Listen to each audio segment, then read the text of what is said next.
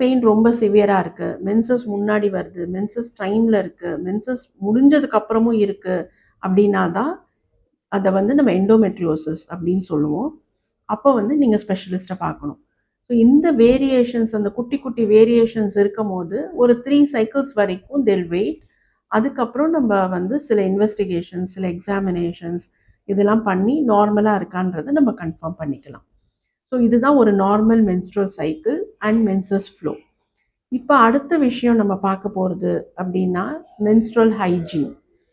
Menses டைம்ல நம்ம எப்படி இருக்கணும் அப்படின்னா, நம்ம பேட்ஸ் வந்து காட்டன் க்ளீன் பேட்ஸா யூஸ் பண்ணணும். You have to change your pads once in every 6 hours.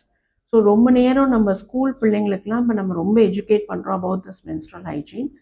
To keep your vaginal parts clean and wash every time after you change your pads and wash your hands also with soap and water. இது ரொம்ப முக்கியம்.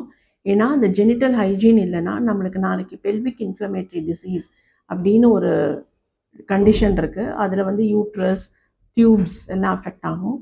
So இதோட பேசிக் வந்து என்னன்னா genital hygiene is very important, that to during the menses time. So இது எல்லா கேர்ள்ஸுமே நீங்கள் ப்ராப்பராக ஃபாலோ பண்ணுங்கள். உங்கள் ஸ்கூலுக்கு நீங்கள் பேட்ஸ் எடுத்துகிட்டு போய் நடுவில் சேஞ்ச் பண்ணிக்கோங்க. Keep your pads and your parts clean and maintain menstrual hygiene, girls. Thank you.